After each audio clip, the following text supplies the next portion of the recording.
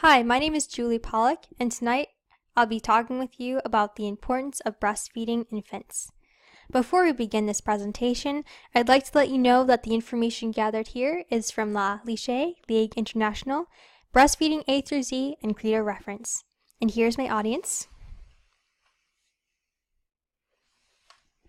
And now we begin the presentation. Infants should be breastfed because breastfeeding positively affects everyone by positively affecting both mom and baby physically, emotionally, and psychologically. These effects occur through both breast milk composition, milk changes, and even the infant's saliva contents. Speech topics today will be what is breastfeeding, what is breast milk, how does it change, how does this affect both mom and baby, what are the problems of breastfeeding? What are the solutions to these problems? How does breast milk compare to other alternatives? And the conclusions of breastfeeding infants. Breastfeeding is the intentional act of delivering food from mom's body into baby's body.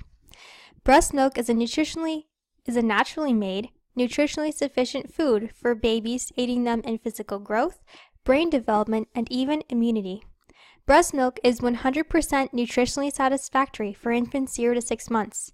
It has beneficial effects for toddlers as well. Breast milk changes from colostrum in the first couple of days into transitional milk in the first couple of weeks, and then finally graduates into mature milk.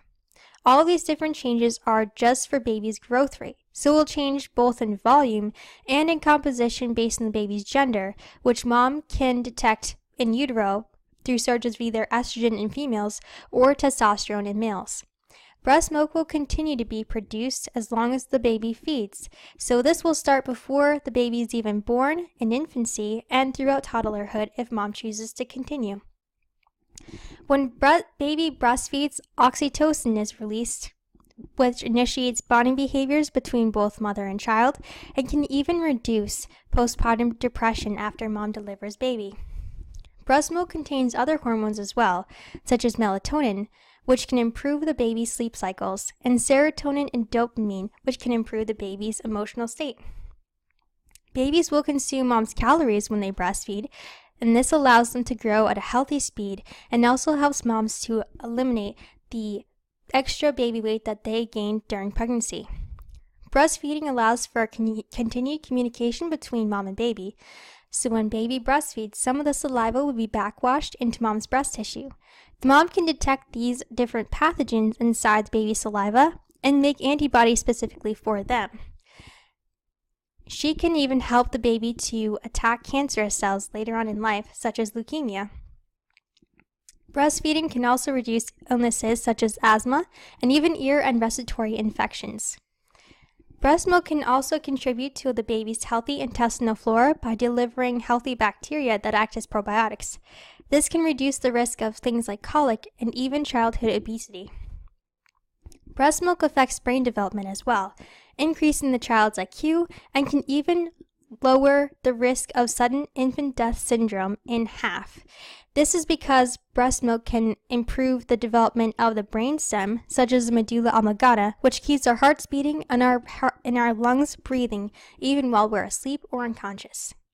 Breastfeeding can reduce the risk of breast cancer in mom by allowing her to shed the breast cells, and can also reduce her risk of developing osteoporosis in the future by allowing her to have bone remodeling in the future once breastfeeding is over. The lowered estrogen levels during breastfeeding can act as a natural birth control for a certain duration of time during breastfeeding, allowing mom's body to heal after delivering her child. Diet and exercise are very important during breastfeeding, and this healthy diet can help mom to improve her lifestyle, and the exercise can also help her in her emotional state. Since baby eats whatever mom eats, this can help them to be less picky eaters in the future, allowing them to have an expanded palate and helping them to integrate into their cultural dietary norms, and also why mom should limit the amount of alcohol and drug use in her system, as these can be transferred over to baby. So what's wrong with breastfeeding? What are the problems, counterclaims, and solutions? Well, contrary to some unpopular belief, breastfeeding is not inappropriate or sexual. In fact, it has been around since the beginning of time, ever since humans existed, as we are mammals and all mammals breastfeed. It is as natural as childbirth. Babies may consume more milk at a higher frequency of times during the night if they are breastfed, but because of the different hormones that are produced during the night, actually, babies can sleep more soundly during the times that they are asleep during the nighttime and can help moms to have natural energy during the day. Breastfeeding babies will not make them completely dependent on mom forever. In fact, breastfeeding can allow moms and babies to have a healthy relationship and can allow the baby to become naturally Breastfeeding will not make babies completely dependent upon mothers. In fact, this has largely to do with mom's parenting style. Breastfeeding can allow moms and children to have a healthy relationship and can leave the child psychologically satisfied. Breastfeeding can make mom feel loss of autonomy, but this could be due to her having the child Breastfeeding could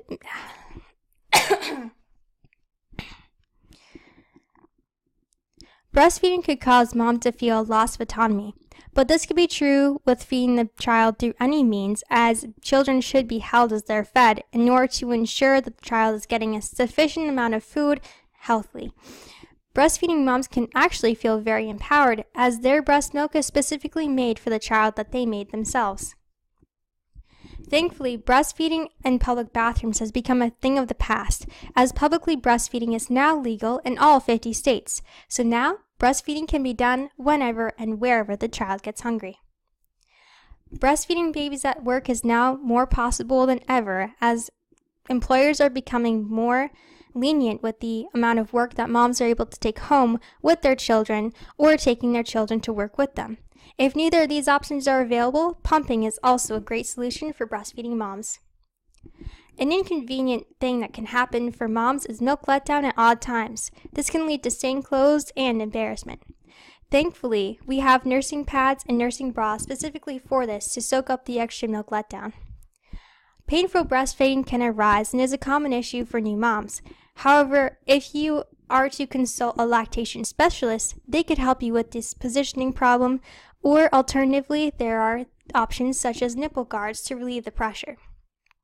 Engorgement, which is an overfill of the breast tissue, is due to an under-excretion of breast milk if the child isn't able to breastfeed enough in order to alleviate the pressure. Other alternatives for alleviating the pressure would be hand expressing or pumping. Mastitis, which is an infection of breast caused by a clogged milk duct, can also be prevented by breast pumping or hand expression, and can also be prevented by soothing solutions such as salves and balms. Milk shortage it can also become an issue for mothers, and having the child receive enough milk during breastfeeding times can also be a concern.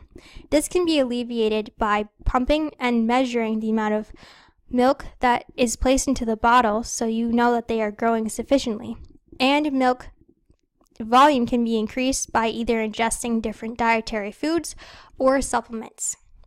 Other serious concerns for breastfeeding mothers and complications that can arise is if the mother is ingesting medications that could be transferred through the breast milk, or if she is going through radiation or chemotherapy after fighting cancer.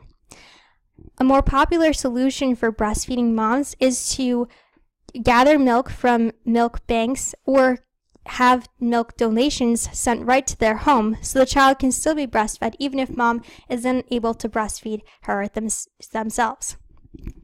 Other breastfeeding complications for the infant, such as galactocalcemia, which is an inability to metabolize a simple sugar in the breast milk, and PKU, which is an inability to metabolize an amino acid found in breast milk, can leave the child with both brain damage and physical damage. It can even lead to death.